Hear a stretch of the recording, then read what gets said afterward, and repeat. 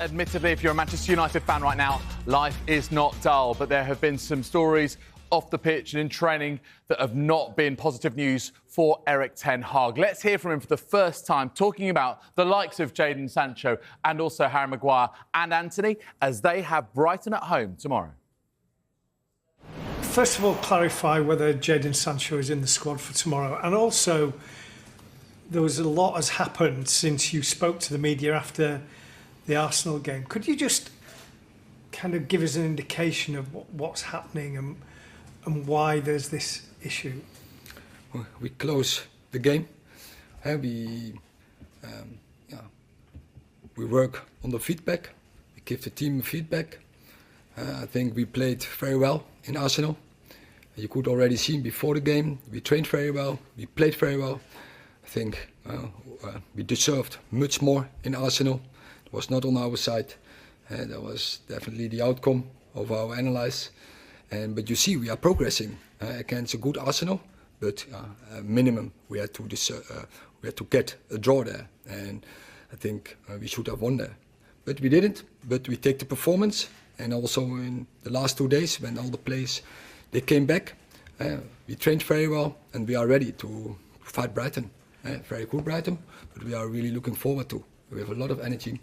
But I say we have a good fight, so we are ready for it.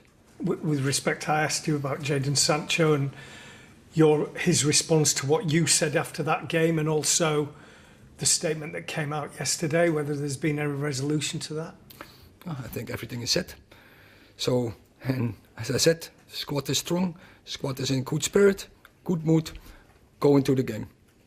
It doesn't feel as though there's a good mood when you consider the Jadon situation. Anthony obviously is not available to you. How can the squad be in? They are very good because you have sometimes setbacks in seasons. Players are injured or other reasons. They are not available, and therefore you construct a squad. And the squad is very good, and players who are available are very motivated to give a good performance. Erik, can you give us an insight into who is available for this game then? Alessandro Martinez, is he okay to play? Yes. No issues with his injury anymore then? No. Victor Lindelof's okay? Yes. Mason Mount? No. Rafael Varane? No, but both are in a good place. They are, I think, shortly before a return. Can I ask you about Harry Maguire as well? The England manager Gareth Southgate and Harry's mum actually have spoken out about some of the abuse that Harry's received over the last few weeks, months, even years for Harry, the way it's been going. How have you supported him through this situation? You see him on a day-to-day basis here around the club. Yeah, but I think already I've said many times, it's disrespectful. He doesn't deserve it. He's a great player. He's given great performances. It's crazy, but it's how it works, and Harry has to block this by performances. And obviously Harry said as well that he feels he's able to cope with the criticism, the scrutiny, the abuse. On a day-to-day basis, like I say, being here around him, how do you see him dealing with that? Yeah, good, but it's unjustified. If you see his career, it's a great career, and it has a lot to come. And as I said, he has to block it by good performances. Thank you. Hi, Erik. How much do you feel sometimes a bit of a father figure to some of these players? All the management you have to do around them, it's not just what they're doing on the training pitch, is it? No. It's also, you live with the generation. It's about team constructions, the group dynamic, but it's always about team. And team is ahead of anything else, but in that team anyone plays his role, and anyone is different, has different characters, and you have to manage those characters, but also as I said, the team is always above anything else. And we know that you can have a very, very strict line sometimes. Do you stick to that with these players, or have you been able to give a bit more leeway to some than others?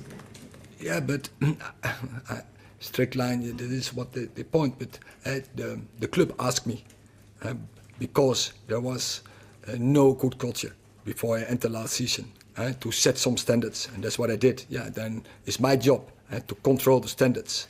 And of course, it's not, it's never have been as well that someone, when you make one mistake, no, there's a whole process